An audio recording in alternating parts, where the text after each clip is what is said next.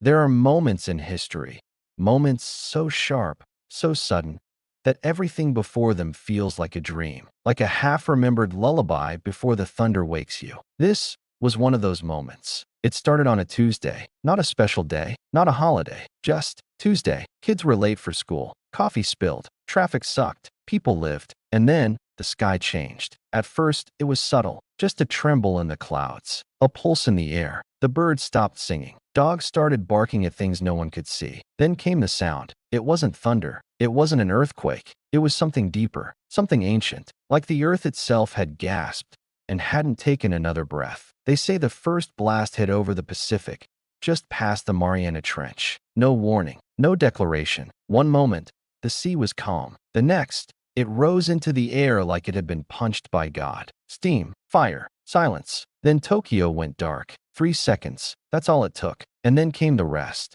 10,000 silver streaks cut through the sky like falling stars, descending in perfect, inhuman symmetry. Not missiles, not ships. Warforms, alive in a way that felt wrong. Sleek, cold, beautiful.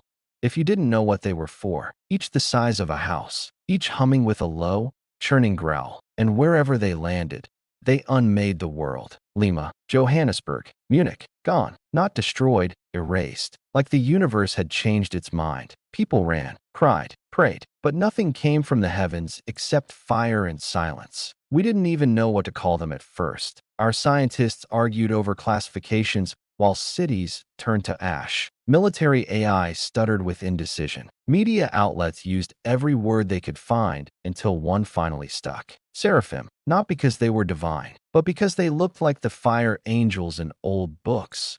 Wings of plasma, voices like static thunder, eyes like stars dying. Their presence felt biblical, but this was no second coming. This was extermination. And yet, in Kansas City, buried under rubble and smoke, someone stood up. A woman, face bloodied, hair soaked in ash, lips cracked from heat and fury. Captain Alara Miles. She wasn't famous. Not yet. Just another veteran they forgot about after the last war. But that day, in the ruins of a broken convoy, standing atop a half-crushed Humvee, she saw something. Something none of us had the right to see. A seraphim, damaged, bleeding light, vulnerable. And instead of running, she smiled. Just a little. Then, with shaking fingers and a dying rifle, she took aim, whispered something to herself, and fired straight into its eye. The shot tore through plasma and memory. The seraphim screamed, a sound that echoed through metal and skin, and crashed into the concrete like a star giving up. It wasn't a victory. It was a beginning. Alara didn't celebrate. She just stood there, shoulders heaving, eyes wide, and said something that would become a legend. If this is the end, let's make it beautiful. That one line spread like fire across the networks, across refugee camps, across every place that still had a signal. People clung to it, wrote it on walls, painted it on armor, carved it into the sides of bullets. And for the first time since the sky cracked open, Earth remembered what it meant to fight back. In the first 72 hours, we lost a third of the population. Governments collapsed. Satellites blinked out. The moon turned red with debris. And yet, somewhere we endured. They hit our cities, but not our hearts. They took our airwaves, but not our voices. Because humans are strange creatures. Soft, fragile, loud. But when everything burns, we look for each other. In the wreckage of Seoul, a firefighter carried 7 children on her back and whispered lullabies through chemical burns. In a Paris train tunnel, an old man played violin while drones hunted above. The notes didn't stop until his hands did. And in New York, in New York, the bridges were gone. The skyline shattered. But people stood on rooftops and aimed handmade mirrors into the sky, blinding one of the bastards with the sun itself. We didn't have shields. We didn't have fleets. But we had mirrors. We had rage. We had each other. The seraphim didn't understand us. To them, war was clean, precise, logical. To us, war was messy, screaming, stupid, beautiful. They came expecting obedience. They got Molotov cocktails and death metal from rooftop speakers. They came expecting silence. They got poetry and blood. We failed, over and over. But every time we lost,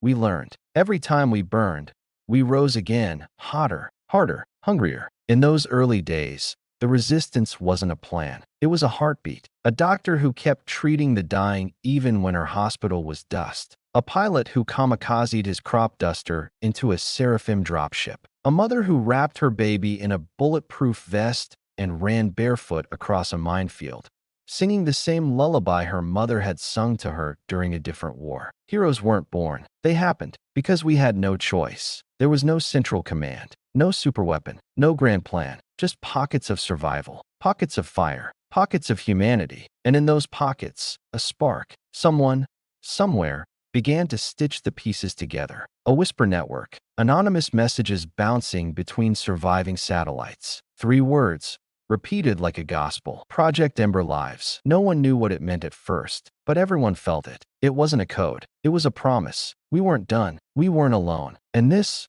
wasn't the end. So when the Seraphim returned to finish the job, descending over the ruins of Kansas City again, this time with a fleet, they didn't find dust and silence. They found us. Alara stood on the same Humvee, armor scorched, eyes red with no sleep, and screamed into the void. You want Earth? Come take it. And the sky answered, with thunder, with rage, with fire. But so did we. Homemade rockets, old tanks, jetliners turned into battering rams. We threw everything, and for every one of us that fell, 2 more rose. Because something had awakened in us, something older than peace, something older than fear. It wasn't just survival anymore. It was war. And in that war, we remembered who we were. We are not conquerors. We are not machines. We are not angels. We are human, messy, loud, beautiful, and we don't fade quietly. We go out swinging, and when the sky shatters above us, we rise.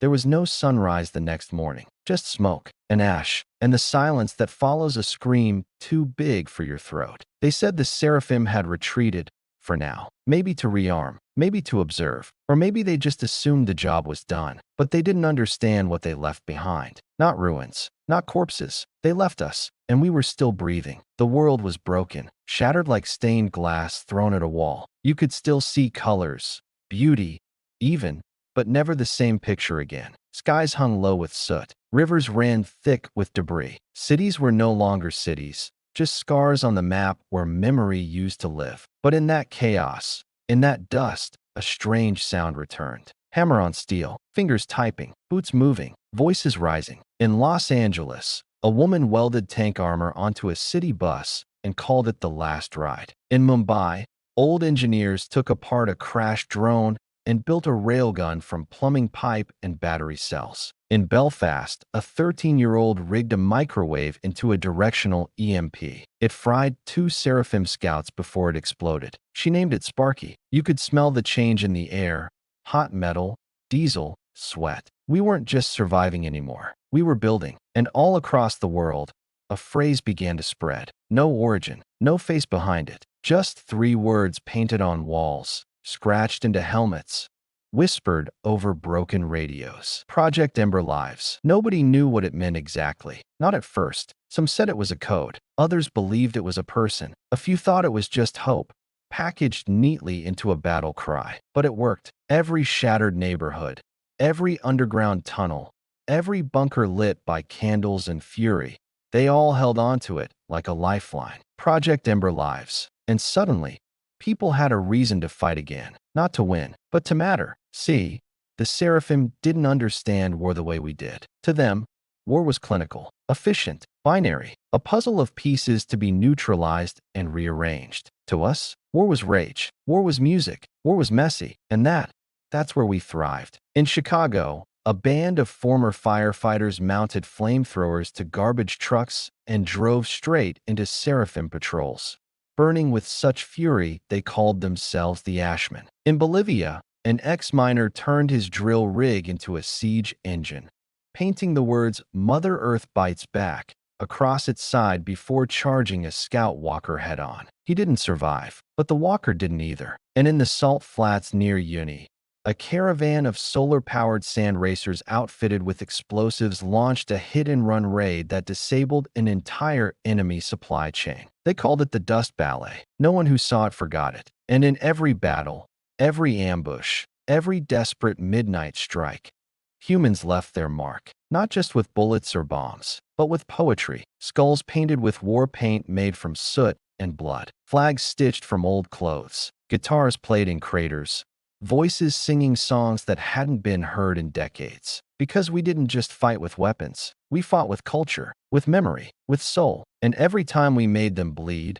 we whispered, screamed, sang. Project Ember Lives. The Seraphim adapted. They always did. After their initial wave, they began deploying smarter units, learning from our tactics, mapping our movements, creating suppression fields to jam communication. Silence became their strongest weapon. But even then, we learned faster. In the underground tunnels of Prague, survivors turned subway trains into mobile command hubs. In Cairo, rooftop spotters used mirror flashes to send more signals across entire districts. In the Australian outback, smoke trails and drone flares became their own language, a fiery dialect of resistance. We stopped fighting like armies and started fighting like humans. No chain of command, no uniforms, just raw, beautiful chaos. And in the middle of it all, Alara Miles. Her name was beginning to mean something. Not legend, not myth, but something heavier, something earned. People started carrying pictures of her, spray painting her silhouette on broken buildings, calling her voice the spark in the dark. But Alara wasn't leading from a throne. She was sleeping in burned-out cars, stitching wounds by flashlight, patching armor with duct tape and prayers, and still,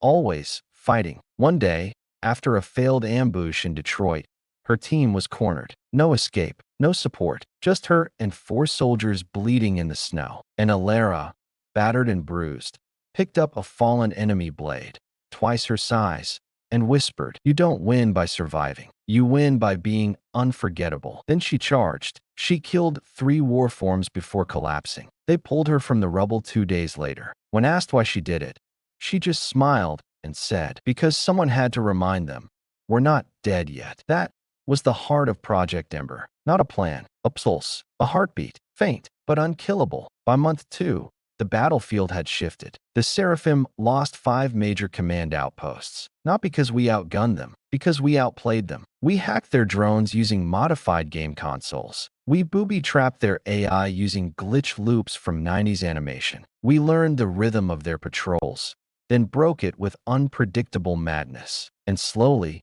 impossibly, we started winning small. 1 street, 1 hill, 1 shattered server tower at a time. And every time we did, we whispered, "Project Ember Lives." But victory was never clean. For every win, we lost 100 more. For every hero, there were mass graves. For every torch lit, there were shadows waiting. And still we kept going. Not because we thought we'd survive, but because we believed in meaning. Because in every scream of defiance, in every laugh shared in a bombed-out cafe, in every hand reaching through smoke to pull someone up, we remembered who we were. So when the Seraphim finally responded with force, when they returned to raise what remained of Rio and level what was left of Seoul, they expected to find submission. What they found instead was rage. People with nothing left to lose. People who'd watched the sky shatter and said, "Try again." They came with thunder. We answered with fire. And from the ashes, we carved one truth so deep into the bones of Earth that even stars would remember it. You can burn our cities. You can break our bodies. But you will never silence the fire in our hearts. This was no longer survival. This was resistance. The first embers were now ablaze. And the world? It wasn't over. It was just getting started. You have to understand something about humans. We don't build empires with certainty. We build them with spite. We don't survive because we're the strongest. We survive because we refuse not to. That's what the Seraphim never understood. To them,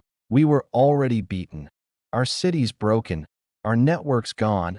Our armies scattered. But that's not how fire works. Sometimes, all it needs is a spark. The Ember Protocol wasn't born in a laboratory. It wasn't drafted by generals or sanctioned by governments. No, it started in the basement of a crumbling bookstore in what used to be Warsaw. A former data analyst named Jonas Krell sat with an ancient laptop, a stack of scavenged hard drives, and 2 candles barely hanging on to life. He didn't have clearance. He didn't have resources. What he had was grief and rage and a very specific set of skills. He'd lost everything: his daughter, his husband, his home. But what the Seraphim didn't take, what they couldn't take, was his mind. And in that flickering darkness, Jonas connected the dots. Old resistance comms, Seraphim movement patterns, surviving infrastructure nodes, timing. He looked at the chaos and saw a rhythm. He didn't build a superweapon. He built a map of people, of pain, of potential. And at the top of that file, in all caps, he typed Ember Protocol, active. He sent it to 3 encrypted nodes, one in Cape Town, one in Anchorage, and one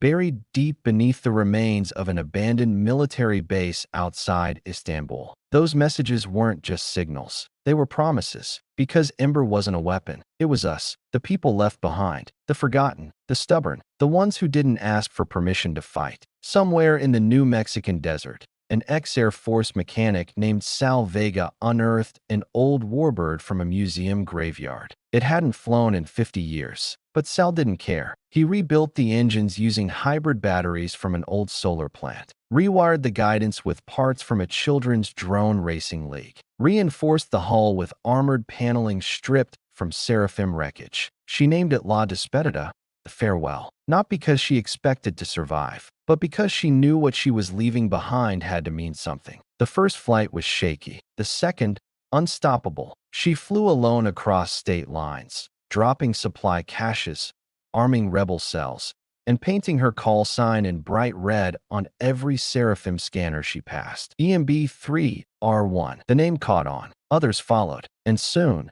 the sky wasn't theirs anymore. On the ground, Ember cells began to form. No ranks, no titles, just missions, each one with a purpose, each one with a death wish that felt like freedom. In Lagos, a jazz musician turned saboteur led ambushes under cover of music, blasting horns through the ruins just before explosives lit the night. In Kyoto, a blind grandmother built jamming devices from transistor radios that disrupted Seraphim tracking. She called them little ghosts. In Detroit, a group of orphan teens hacked an enemy uplink, rerouting Seraphim targeting systems into a feedback loop. They danced on the rooftops as the drones crashed into each other like angry wasps in a bottle. They called themselves the Ash Choir. And in the background, always pulsing, always watching, was Ember. Not a place, not a person, but a network, a bloodstream. Sometimes it came as a voice in your comms, sometimes a flicker in your HUD, sometimes a small package left under your bedroll with a note that simply read, "You matter." And when you found it, you knew you weren't alone. Alara Miles had vanished by this point. Rumors said she was dead. Others whispered she was leading the Ember network itself, that she had become more signal than soldier. But she was very much alive, battered, changed, but alive. She traveled in silence,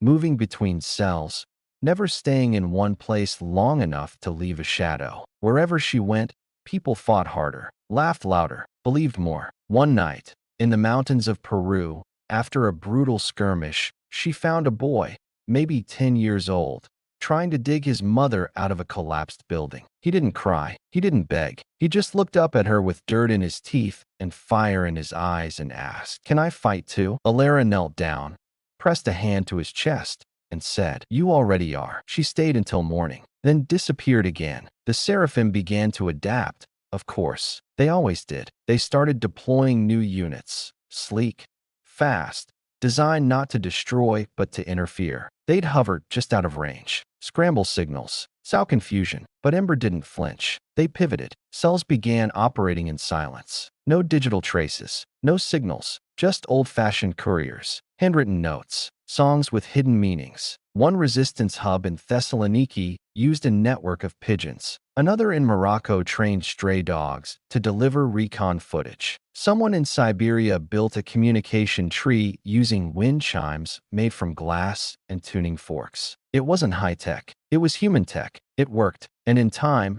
Ember grew teeth. Not just disruption, not just defense, but offense. In the sewers beneath Paris, they assembled the first fire teams. 4-person squads trained in hidden fade tactics, armed with experimental gear hacked from Seraphim wrecks. One of those squads, Red Ember, would go on to detonate a Seraphim terraform core in the Arctic, delaying global extinction by 6 weeks. 6 weeks, bought with 4 lives, each of them under 20. Their final transmission? For the fire. That became the Ember salute. 2 fingers pressed over the heart. For the fire. For what burns in all of us. For what refuses to go out. The Seraphim called it escalation. We called it evolution. By the time the second planetary wave hit, We were no longer scrambling in fear. We welcomed the fight, not because we thought we could win, but because now we had language, we had unity, we had purpose, and all of it, every strike, every whisper, every heartbeat, pulsed with the same bloodline.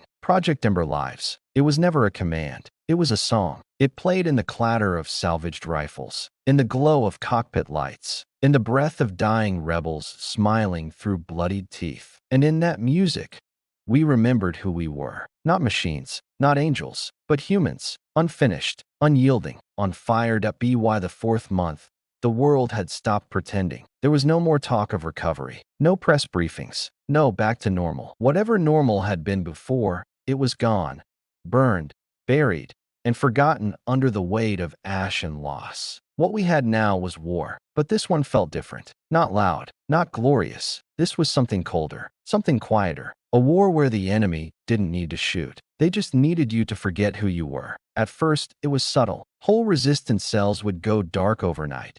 No signals, no wreckage, just silence, like they'd been erased. Alara called it the quiet death, said it felt like watching someone fall asleep with their eyes open. We started to think it was some kind of infiltration tactic. Maybe the Seraphim were replacing people. Clones, biosleeves. Paranoia bloomed like mold in the corners of every bunker. But the truth? The Seraphim weren't replacing us. They were rewriting us. We didn't know what to call it then. The scientists named it later the blood signal, a frequency broadcast through nanowaves, layered in tones our ears couldn't hear, but our minds couldn't ignore. It didn't attack the body. It attacked the identity. Memories started slipping. Beliefs, personalities, entire histories, slowly scrubbed from the inside out. People forgot how to load their rifles, forgot the names of their children, forgot why they were fighting, and worst of all, they didn't notice. They just smiled and stared at the sky. It hit us like a ghost. One day, we were coordinating cross-continent supply lines, pulling miracles from the dirt. The next, our best engineers forgot what a capacitor was. Our medics stood in triage lines, staring at blood like it was alien. And then, Ember Cell 19 went dark. They'd been our brightest. The ones who had cracked the Seraphim's orbital pattern, who built the first pulse dampeners from broken radios and chewing gum. Gone. All of them. Not dead, not missing, just sitting in their outpost, smiling, rocking back and forth like children in a sandbox. Alara went herself, walked into that silent room full of faces she'd once fought beside, and whispered, "Where did you go?" They didn't answer. They just blinked. Something had to change. So we turned to the one person we always turned to when everything else failed. A scientist, Dr. Sana Idris, neurocognitive architect, exiled for hacking military AI, lost her wife in the first wave. She'd been hiding in the vaults beneath Iceland, deep underground where even the stars couldn't reach. She'd been mapping brainwave patterns, chasing ghosts, watching the signal grow. And when she heard about Cell 19, she didn't panic. She didn't run. She sharpened her scalpel. Her report came days later. Cold, clinical, but with a fire burning under every word. "The signal doesn't erase you," she said. "It replaces you." It wasn't deletion. It was infection, a slow drift of identity, reprogramming you, one memory at a time, until you thought you were the problem, until you stopped fighting, until you believed the sky loved you back. It was the Seraphim's most brilliant weapon, not because it killed us, but because it made us kill ourselves quietly. Dr. Idris proposed something no one wanted to hear. We had to fight the signal from inside our own heads. So she built the prototype, a neural counterwave implant, about the size of a peanut, lodged behind the ear. Crude, ugly, painful, but it worked. When the blood signal washed through, those with the implant held on, clenched jaws, bleeding noses, migraines so bad they vomited for hours. But they remembered. The first volunteers were Ember operatives. No surprise there. Fire Team Lyra. For soldiers, hardened and half-mad. They called themselves the Wired. The implants gave them tics. One twitched constantly. One forgot how to taste. Another started hearing static when people lied. But when the next wave of the blood signal hit, they stood tall while everyone else buckled. That footage of Lyra walking through a dead zone, eyes burning, while the rest of the world sat in silence, went viral across the Ember network. They weren't just survivors. They were reminders. Soon, Hundreds lined up for the surgery. No anesthesia, no promise of survival, just a choice: live with the pain or die in a dream. And those who made it through, they changed. We started calling them the Revenants because they came back from a place no one else could. Not quite whole, not quite broken, just awake, in a world that was trying to put them back to sleep. But even with the implants, the war had changed. The Seraphim shifted strategy. Less brute force, more suggestion. They'd hover near settlements, not attacking, just broadcasting. And people, good people, started turning themselves in. Not because they were weak, but because the silence sounded like peace. Because death by fire was easier to rage against. But this was peaceful, sweet, gentle, and utterly final. So the Ember Cells adapted again. They began training in psychological warfare, taught each other how to hold on to memories like weapons, how to anchor themselves in songs, smells, stories. They wore tokens, photographs around their necks, tattooed names on their arms, kept audio logs of their own voices, played nightly. I am Mara Solis. I love rainstorms and honey tea. My brother's name was Kian. He made me laugh so hard I choked once. I will not forget. I will not go quiet. Every Ember soldier had a ritual now, a reason. They fought not just for survival, but for themselves. The turning point came during the siege of Zaya Station, a supply hub in the Siberian mountains, hidden beneath a glacier. The Seraphim surrounded it, didn't fire a single shot, just broadcasted the blood signal, louder than ever before. Inside the station, 412 Ember operatives began to fold. One by one, they sat and stared and smiled. But in the deepest room, in the comms vault, a revenant named Priya Das pulled out a radio. Broken, obsolete, and she sang old folk tunes from Kolkata, off-key, trembling, but full of life. Her voice echoed through the corridors, and slowly, one by one, the others started humming along. The signal didn't break, but they did not bend. After that, we knew the war wasn't about weapons. It wasn't about firepower. It was about memory, about identity. It was about holding onto the thread of who we were, dragging it with bleeding fingers through a world that wanted us to forget. This was the Hollow War, a war fought in minds, in hearts, in silence. And in that silence, we planted flags, not made of cloth, but of self. Because in the end, that's what being human is, isn't it? Not just surviving, not just adapting, but remembering who we are. Even when the stars tell us to forget, that if there's one thing about war that people often forget, it's the quiet. Not the silence before the storm or the moments between gunshots, but the long stretches of nothing in between. The time when you're left alone with your own thoughts, trapped in the stillness that feels like a weight pressing down on your chest. And yet, somehow, in those silent moments, that's where the war truly begins. Titan Station wasn't much when they found it. It was a relic, a forgotten outpost on the farthest edge of Saturn's moon, built to mine gas and ice, abandoned long before the first Seraphim wave hit. No one had bothered to reclaim it until the Ember team found it. The first person to step off the battered shuttle and set foot on Titan's barren surface wasn't Alara. It wasn't even one of the Revenants,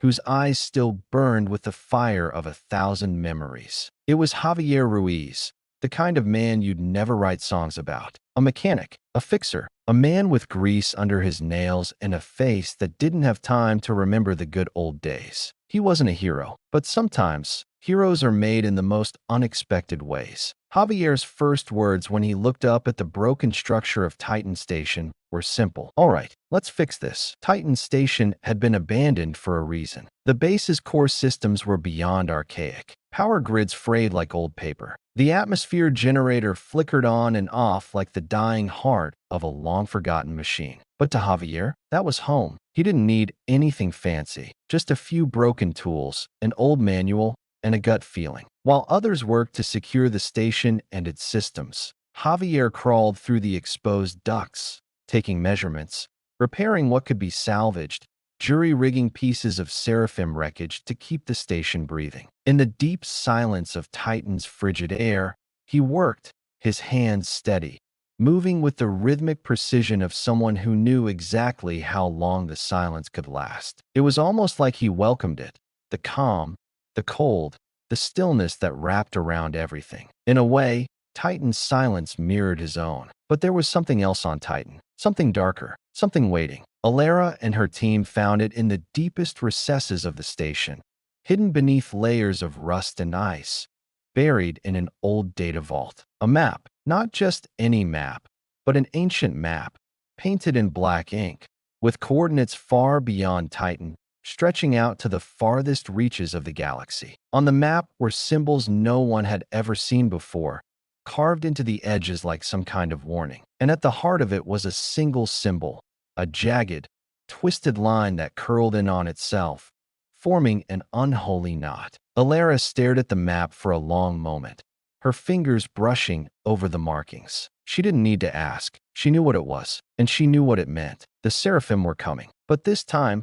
they weren't coming alone. Back on Earth, the Ember Resistance had fought tooth and nail to protect the planet. But Titan's shadow cast a new threat, one that no one could have predicted. What had started as a war for survival had now evolved into something else entirely. We weren't just fighting for Earth anymore. We were fighting for the future, fighting to stop the Dark Heralds. Alara gathered her closest commanders, Ruiz, the ever-cynical, ever-practical mechanic, Priya Das, the revenant who had been the first to resist the blood signal, and Sana Idris, the neurocognitive scientist who'd turned the tide against the Seraphim's mind games. Together, they formed the Wolf Pack, a name born not of glory, but of necessity, a name meant to remind them of the wolves in the shadows, the hunters who could stalk and strike without warning, with teeth bared and hearts in flames. This was no longer a battle for survival. It was a battle for the soul of the galaxy. But the war was not just fought with guns or strategies. No, it was fought with trust, with fear, with humanity. Javier Ruiz had always been the first to dive into danger, without hesitation, without looking back. But Titan Station was different. The vast emptiness of space, the cold, the vast unknown, it took something out of him. One night, when the stars above the station seemed too distant and the air felt too thin, Alara found him in the mess hall, a half-finished drink in his hand. "You know," he said, without looking up, "I used to think that all I wanted was peace. That once this was over, I could just fix stuff. Maybe go home, work on engines, live a quiet life." Alara sat down across from him, her face soft but worn. She didn't interrupt. She knew him well enough by now to understand the silence between words. "But," she asked. He looked up at her, a flicker of something in his eyes. Something broken, something far deeper than anything he'd ever let on before. "But I've seen too much," he said. "And I think that the only peace left is the kind you fight for." By the time the Seraphim arrived,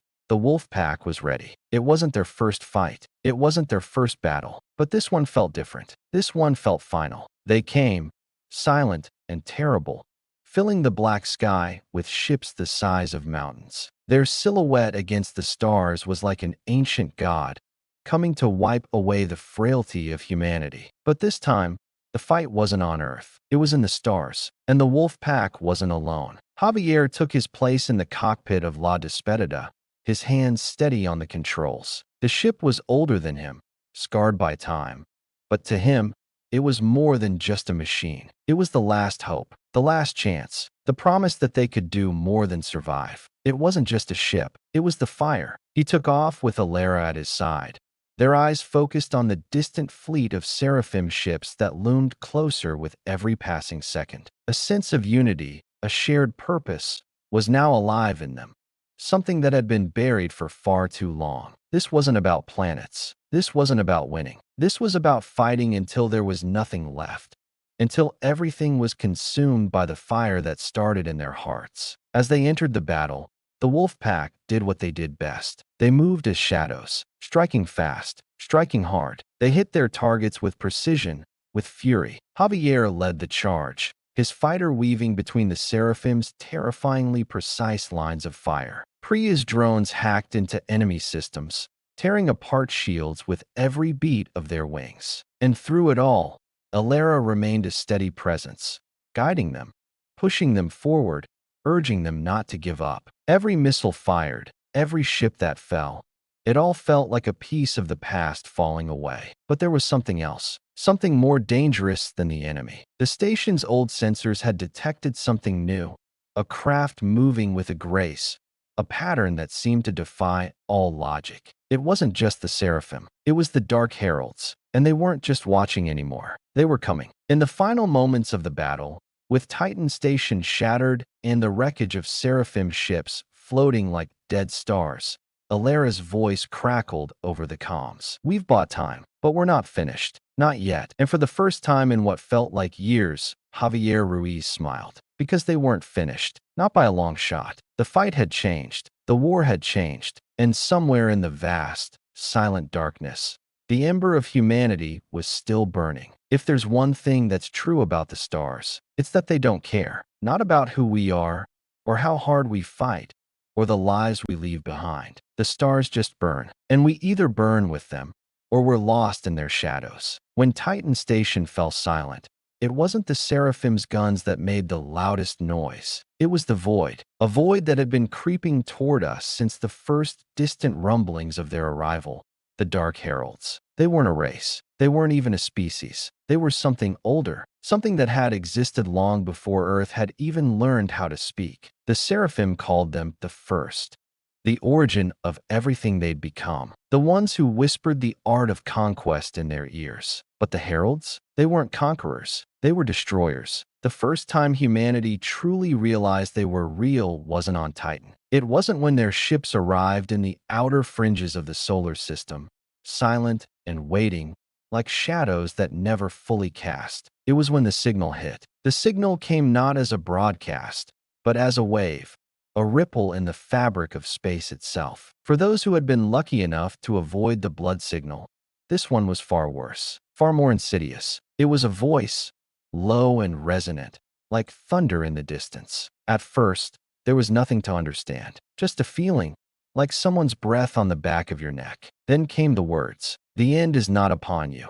The end is within you." Those who had been exposed to the wave didn't speak for days, eyes vacant, heart still. Alera didn't know what it was at first, but the moment she heard it, something deep inside her twisted. It was a voice from somewhere older than humanity itself, and it was calling for something. For them. For us. Ember was already reeling from the loss of Titan Station. The battle had been their first true victory in months, but it was no match for the storm brewing in the dark. In the immediate aftermath, Alera had tried to keep the Ember team focused. They'd patched together what was left of the station, scavenged for survivors, and pieced the data together. But there was no denying it. The Dark Heralds were here, and they had a purpose, a singular purpose. They were not invaders. They were relentless erasers, erasing all that was human, all that was life, leaving only the cold, quiet, endless silence of space in their wake. Alera paced in the dim light of the command center,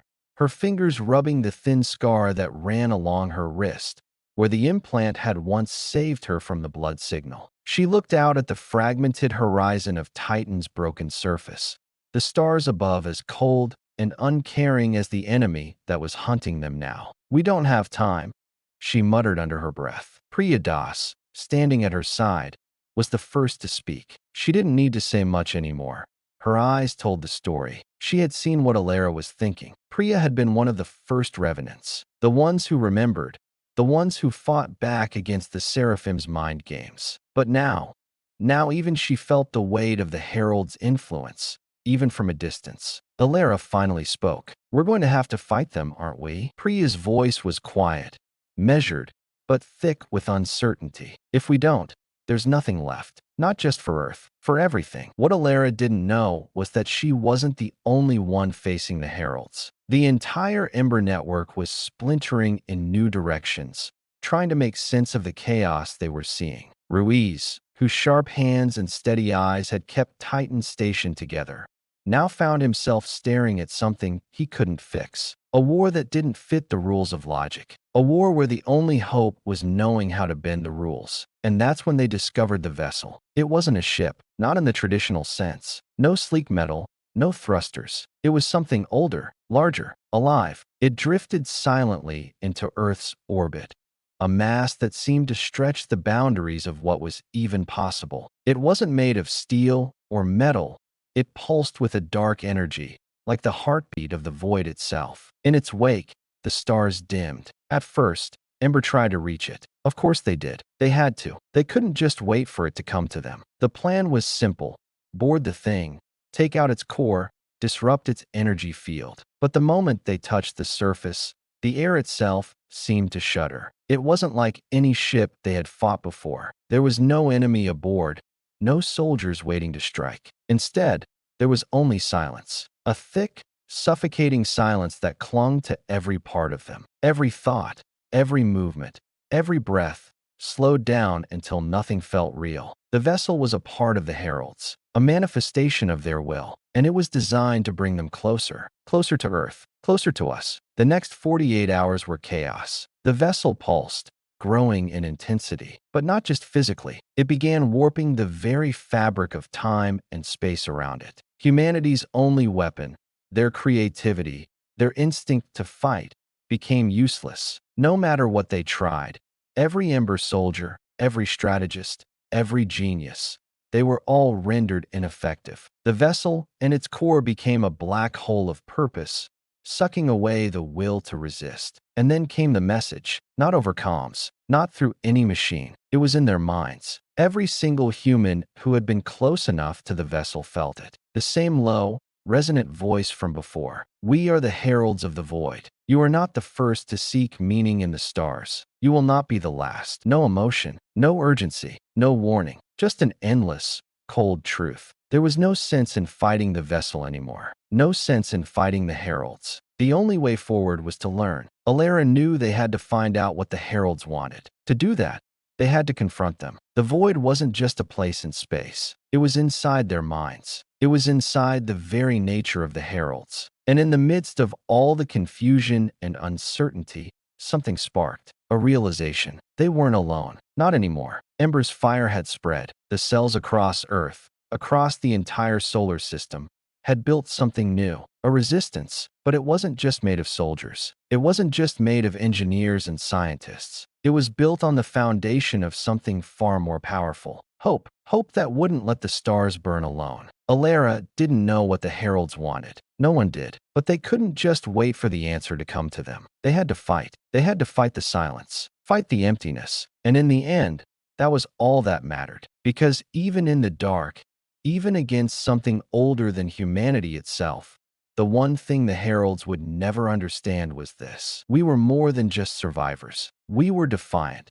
They say that the darkest hour comes before the dawn, but that isn't quite right. Not when the stars are already gone. Not when the sun is a memory and the only light left in the sky is the one that burns in your chest, struggling to stay alive, to fight back against the void. When Alara stood in the command center, staring at the black expanse outside, she didn't see the stars anymore. The view outside Titan Station was nothing but a vast, yawning emptiness, a canvas of silence painted with the remnants of a broken world. What was once alive, once thriving with potential, now hung like a dying ember on the edge of the abyss. She had never felt so small, so powerless. But that was the thing about humanity. When we feel small, when we feel like we can't move, that's when we fight hardest. Priya, always quiet, stood beside her, her eyes reflecting something deeper than the horror they had witnessed. The Dark Heralds were not an enemy you could face with force alone. They were not beings of flesh and blood. They were something far worse. Ideas. A force that could strip away the very essence of what it meant to be human. And yet, here they were, standing in the heart of the storm, trying to hold on to what they had left, trying to find something to fight for. The signal had gotten worse. They could feel it in their bones. Thick, gnawing, always hovering at the edge of their thoughts, trying to pull them under. The blood signal, yes, but something more than that. The herald's presence was suffocating, as if they were being drawn into something that wanted to swallow them whole. Alara could feel her pulse quicken every time the voice came, low and unyielding, in the back of her mind. You will fall, you will burn, and then you will be forgotten. There was no reasoning with it, no negotiation. It wasn't a fight of will, it was a fight for existence. And so, they did the only thing they could do. They fought, not with weapons, not with armies, but with memories, with the stories that had kept them alive in the first place. The plan was reckless, as everything had been from the start. but it was all they had left. Sanaa Idris had come up with the idea. If they couldn't escape the influence of the heralds, if they couldn't fight their way out of the signal, then maybe they could turn the herald's own power against them. She proposed that they build a counter-echo, a resonance that would act as an antidote to the void the heralds spread. Something human, something alive. It would push the heralds out, temporarily at least, and give them time to strike. It sounded impossible, incredibly dangerous, and, of course, it involved something they had never tried before, the Soul Link. It was a primitive technology, really old, almost forgotten. It involved a direct connection between human minds.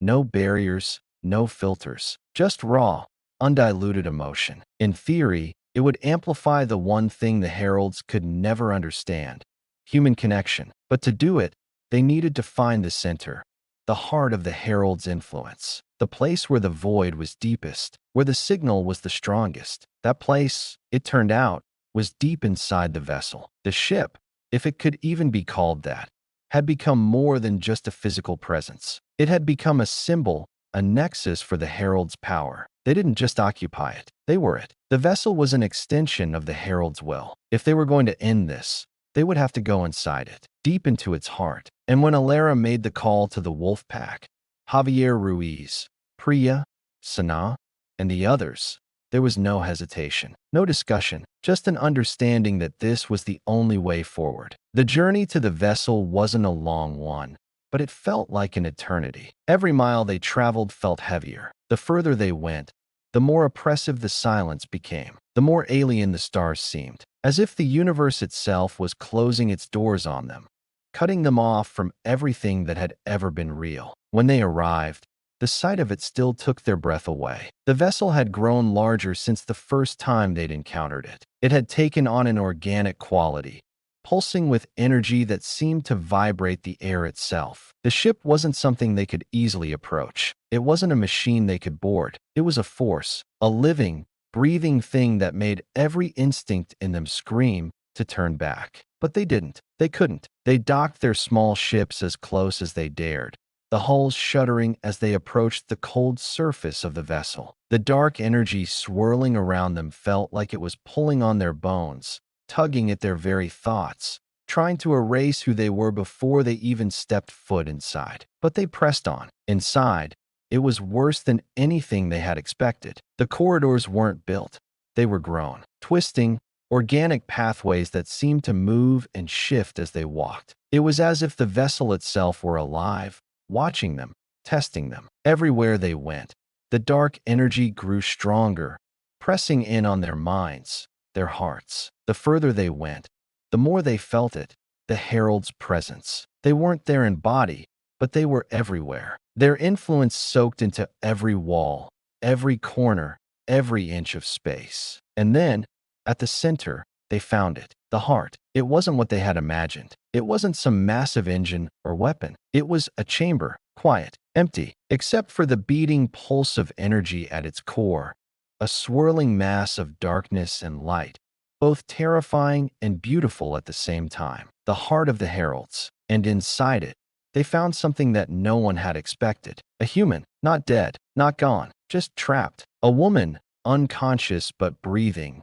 her body hooked into the vessel's core by thin, glowing tendrils. She wasn't a soldier. She wasn't a prisoner. She was something more, something the heralds had kept alive as part of their influence. This was what they wanted, what they had always wanted, to break the connection between humanity and its essence, to cut the bond between the mind and the soul. Alara approached the woman carefully, her hand trembling as she reached out. It was a gamble, a long shot, but in that moment, there was no choice. They had come this far. They had walked into the heart of the dark, and now they would either burn or find the light. Sanaa was already preparing the equipment to create the resonance. The heart of the vessel, the human at its core, had to be linked to their own minds. Together, they would create the pulse. They would become the counter-echo. But it wasn't just about technology anymore. It was about believing, about connecting, about refusing to let the darkness take everything they had fought for. As the resonance built,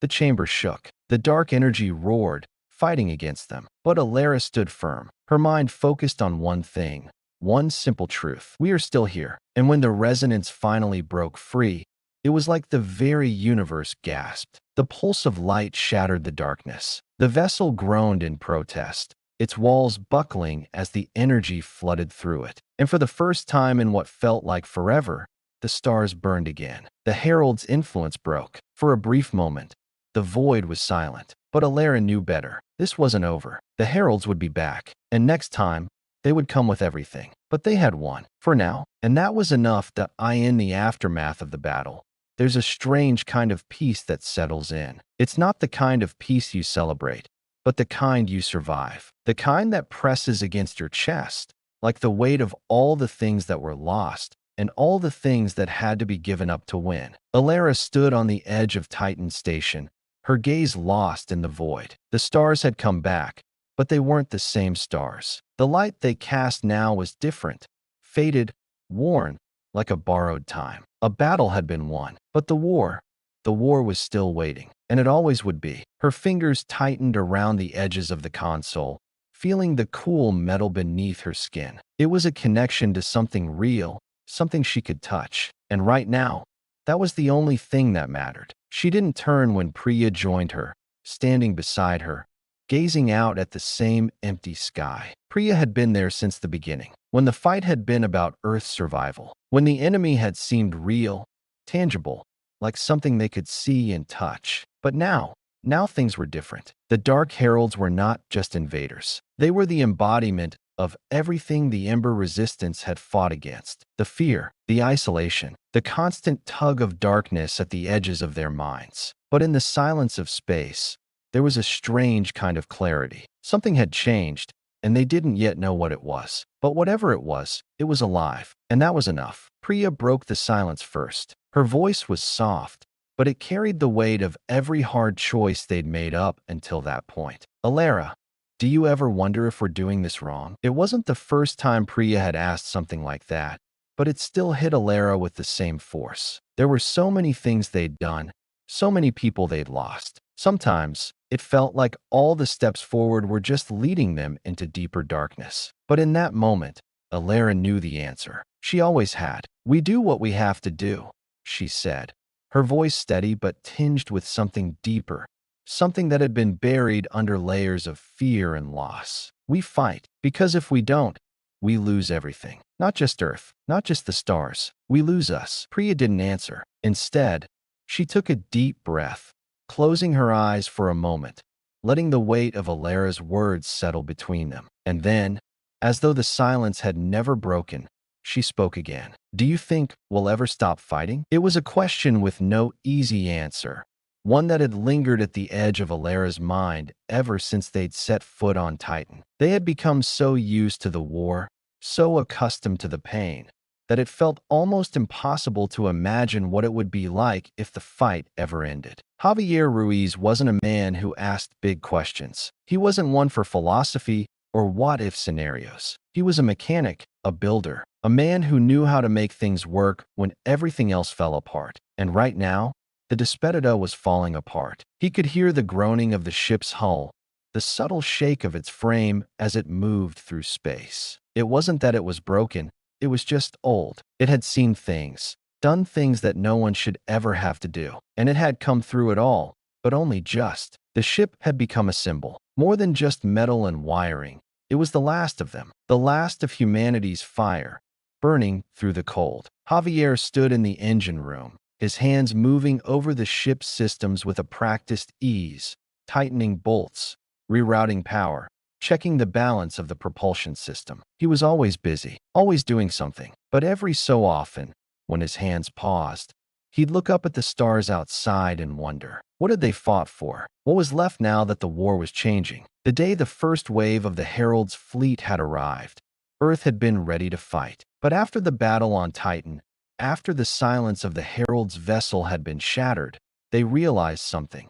They had won a victory, yes, but it was a victory that felt hollow. Every time they struck back, every time they pushed the Heralds further into the dark, it felt like they were losing a part of themselves, like the fight was consuming them. And that, Alara thought, was the real cost of this war. It wasn't the lives lost. It wasn't the ships destroyed. It was the part of them they were losing in the process. Days turned into weeks, weeks into months. The ember cells stretched out across the galaxy, building resistance, striking back, slowly turning the tide. But there was a heavy cost to it all. People were beginning to burn out. Leaders like Ilera, who had held the threads of hope together with her words and her actions, were feeling the weight of the fight in ways they hadn't before. Priya's question still echoed in her mind.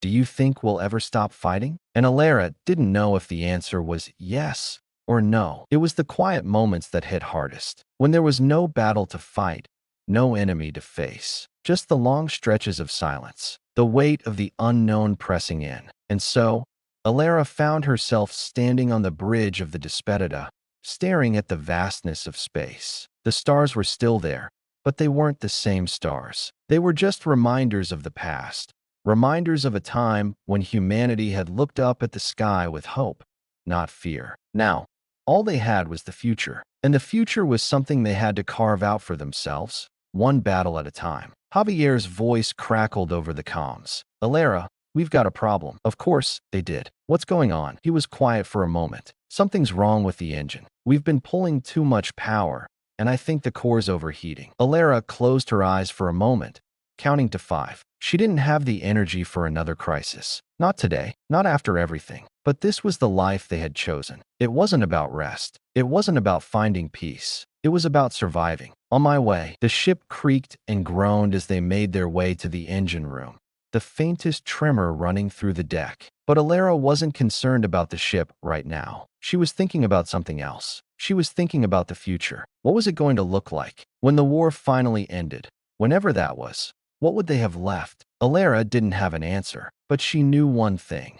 She couldn't fight for a future she wasn't willing to believe in. Javier was standing in the center of the engine room, hands wrapped around the controls, his brow furrowed. The ship's power systems were flashing red, warning lights casting eerie shadows on the walls. It's going to blow, he said, his voice steady. We need to shut it down, or we're all dead. And that was the reality of their world now, always balancing on the edge of destruction. But somehow, they'd never fallen. Somehow, they were still standing. As Ilera looked at him, she knew what they had to do. They would fight, of course. They would keep fighting. But more than that, they would build. They would rebuild the future, not with weapons or engines, but with their hearts, with the stories they had left, with the people who still believed in something more than just survival. They would find the fire that burned deep inside, even in the darkest corners of space. And they would keep it burning, because that was what humanity had always done. We had burned brightly, and we would do it again. The difference between a spark and a flame is simple. One fades, and the other burns. By the time Ilera and the Ember team reached the outskirts of the enemy fleet, the air between them felt thicker, heavier, more suffocating. They had survived so much. The battle for Titan, the heart of the Herald's vessel. Yet, each victory felt like it led them deeper into something far more terrifying than they could have imagined. Not because of the enemies they faced, but because of the quiet that lingered in their hearts. The gnawing emptiness they couldn't fill. There was no joy in surviving anymore. Not when survival meant continuing to run, continuing to fight against something that could never truly be defeated. The Heralds were not just an enemy. They were an idea, a force that fed on fear and destruction. They could not be outgunned, nor outlasted. They could only be faced. And Ilera wasn't sure if they were doing it right. She wasn't sure if she even could do it right. Standing on the bridge of the Despedida, Ilera looked out at the sea of enemy ships, scattered like dark stars in the void. The planet they had once called home was now a mirror in the distance, a fragile reminder of everything they had already lost. And ahead of them, a fleet that felt like a storm too big to stop. They were closing in. There would be no more retreat, no more backup. They were too deep in now. They would either win, or they would burn. The comms crackled, pulling Ilera from her thoughts. Javier's voice came through, steady and sharp. Ilera, we've got incoming. Looks like the Heralds are ready to play their final hand.